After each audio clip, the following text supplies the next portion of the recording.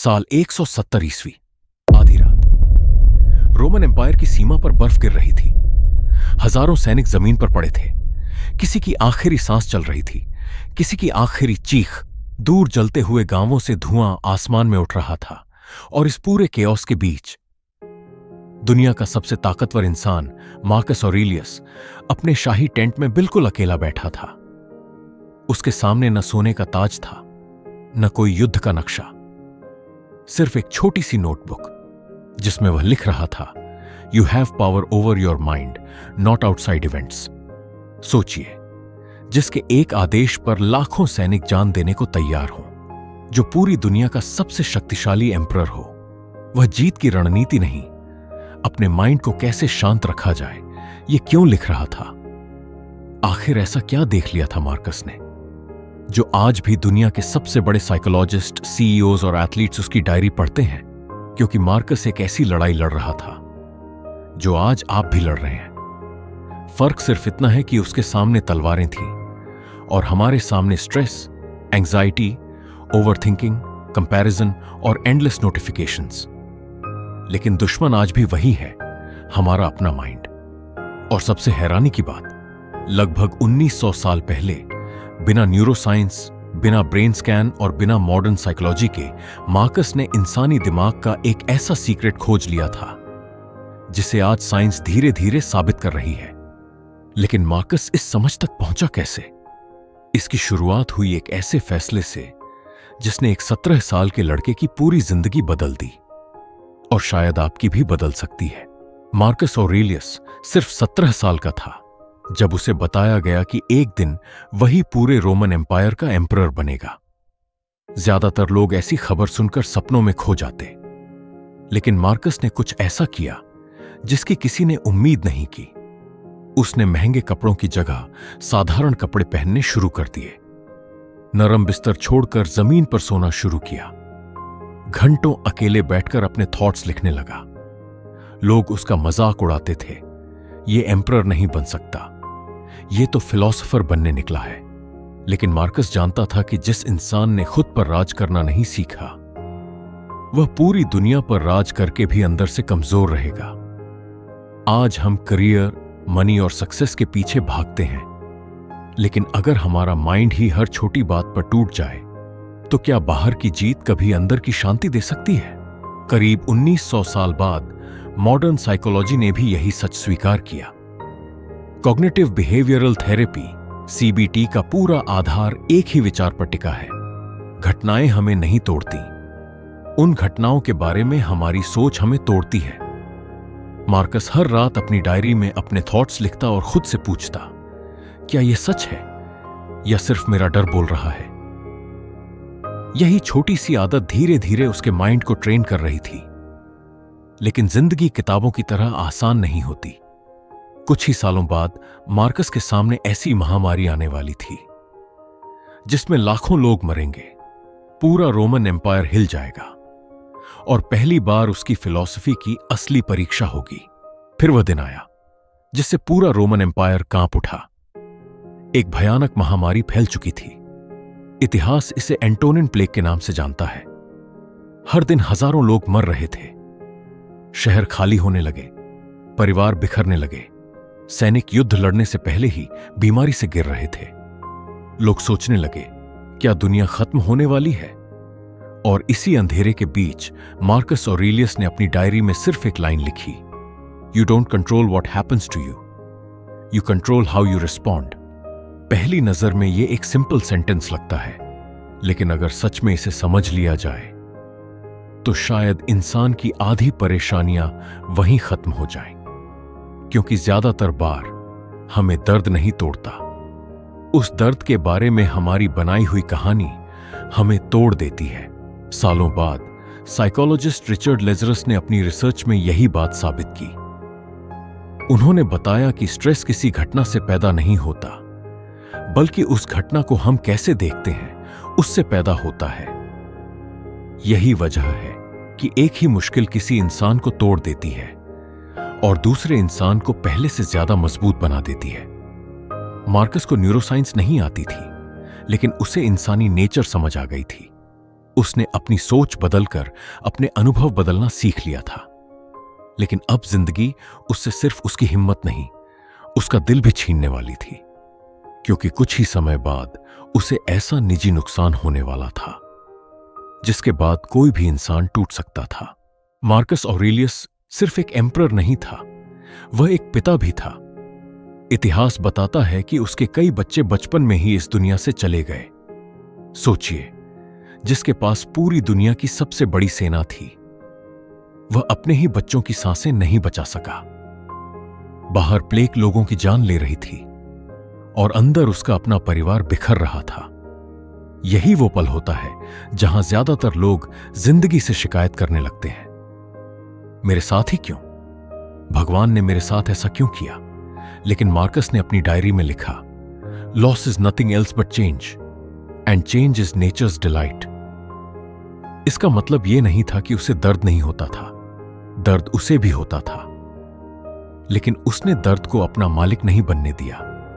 उसने समझ लिया था कि कुछ चीजें हमारी जिंदगी में रहने नहीं, हमें बदलने आती हैं, और कभी कभी सबसे गहरे जख्म ही सबसे महान इंसान बनाते हैं।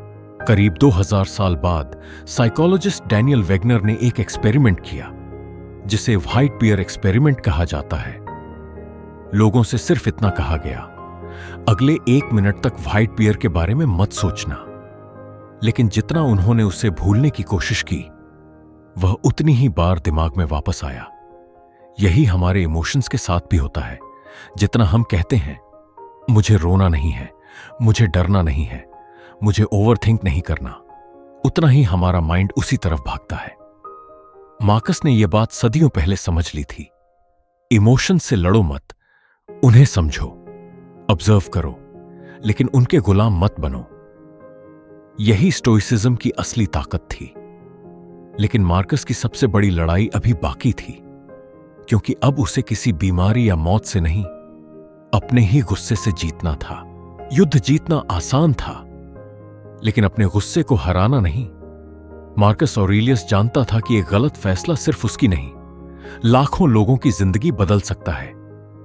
उसके आसपास ऐसे लोग थे जो उससे झूठ बोलते थे, धोखा देते थे, उसकी पीठ पीछे साजिशें रचते थे।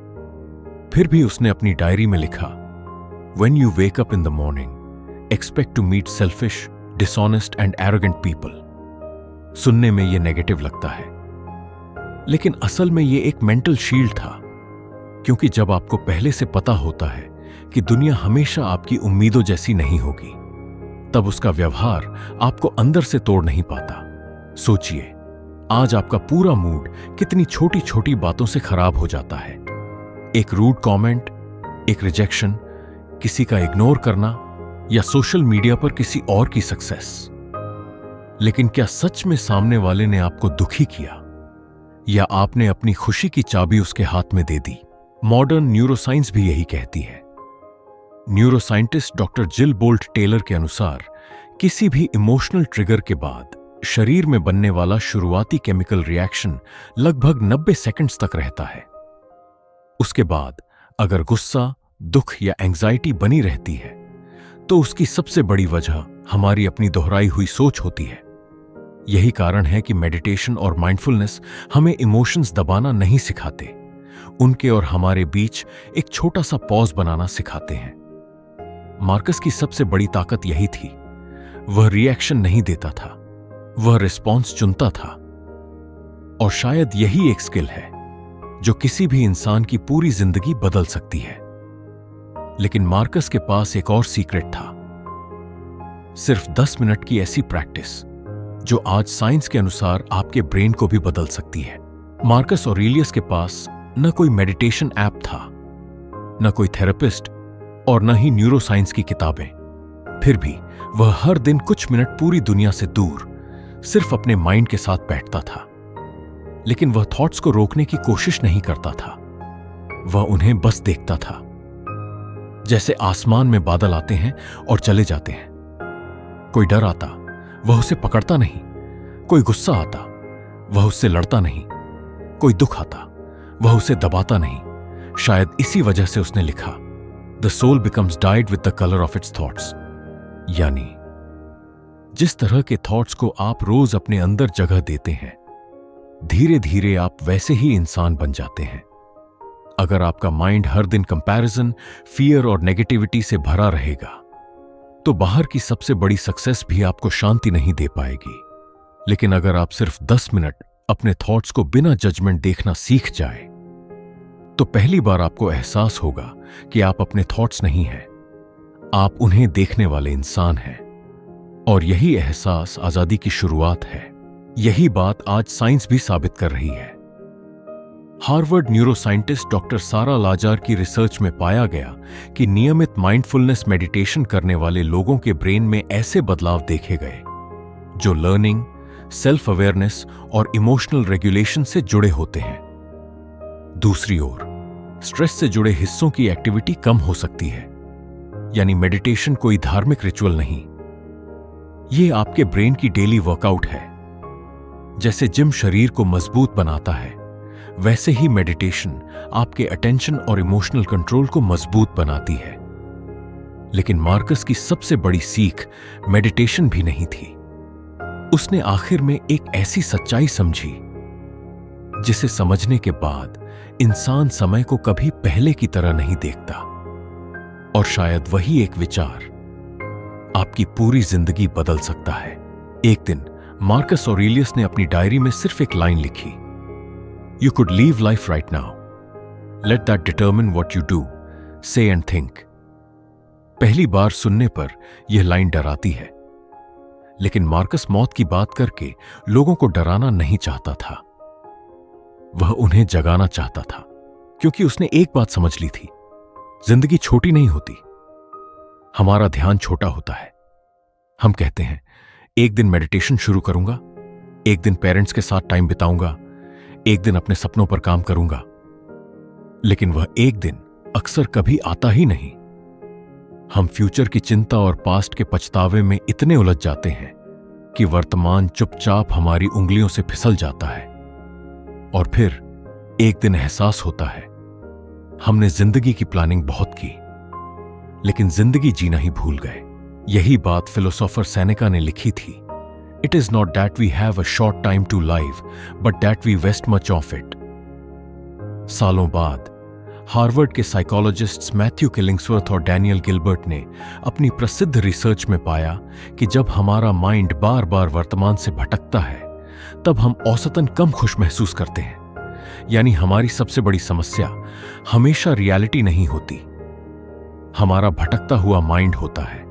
मार्कस इसलिए हर दिन खुद को वर्तमान में वापस लाता था, क्योंकि उसे पता था जिस इंसान का ध्यान इस पल पर है, उसकी जिंदगी भी इसी पल में बदलती है।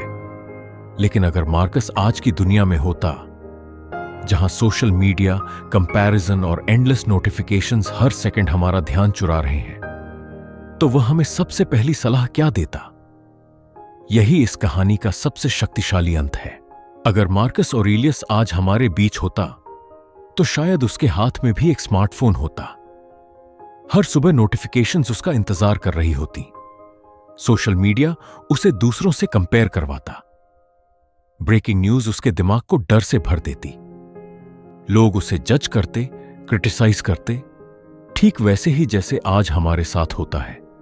लेकिन मुझे पूरा यकीन है, वह हर सुबह सिर्फ एक सवाल पूछता, आज मैं क्या कंट्रोल कर सकता हूं? क्योंकि स्टोइसिज्म का सबसे बड़ा रूल यही है, अगर तुम्हारी खुशी उन चीजों पर डिपेंड करती है जिन्हें तुम कंट्रोल ही नहीं कर सकते, तो तुम्हें कोई भी कभी भी दुखी कर सकता है। लोग बदलेंगे, हालात बदलेंगे, पैसे आएंगे और चले जाएंगे, शरीर बूढ़ा होगा, अपने लोग भी एक दिन बिछड़ जाएंगे। लेकिन अगर हर तूफान के साथ तुम्हारा माइंड भी टूट जाता है, तो दुनिया की कोई अचीवमेंट तुम्हें शांति नहीं दे सकती। मार्कस ने पूरी दुनिया को जीतने की कोशिश नहीं की, उसने सिर्फ अपने माइंड को ट्रेन किया। और शायद यही वजह है कि एक रोमन एम्परर की प्राइवेट डायरी आज भी करोड़ों लोगों के लिए थेरेपी बन चुकी है। तो आज इस वीडियो के खत्म होने से पहले मैं आपको मार्कस का नहीं, बल्कि एक चैलेंज देना चाहता हूं। अगले 7 दिनों तक हर सुबह सिर्फ 10 मिनट अपने साथ बैठिए, फोन दूर रखिए, अपनी सांसों को महसूस कीजिए। थॉट्स आएंगे, उन्हें रोकिए मत, डर आएगा, उसे भगाइए मत। गुस्सा आएगा, उससे लड़िए मत। बस उन्हें आते जाते देखिए। पहले दिन मुश्किल लगेगा, दूसरे दिन माइंड भागेगा, तीसरे दिन शायद आप हार मानना चाहेंगे, लेकिन चौथे या पांचवें दिन आप पहली बार महसूस करेंगे कि आपके और आपके थॉट्स के बीच एक छोटी सी दूरी बन गई है, और वही दूरी आपकी आजादी है। मार्कस ऑरेलियस ने मेडिटेशंस में लिखा था, the impediment to action advances action, what stands in the way becomes the way. यानी जो ऑब्स्टिकल आज आपको रोक रहा है वही कल आपकी सबसे बड़ी ताकत बन सकता है। इसलिए अगली बार जब जिंदगी आपको तोड़ने की कोशिश करे, याद रखिए, शायद जिंदगी आपको तोड़ नहीं रही, वह आपको उस इंसान में बदल रही है जो बनने की क्षमता आपके अंदर हमेशा से थी। और शायद इंसान की सबसे बड़ी जीत दुनिया को जीतना नहीं, बल्कि अपने माइंड पर राज करना है।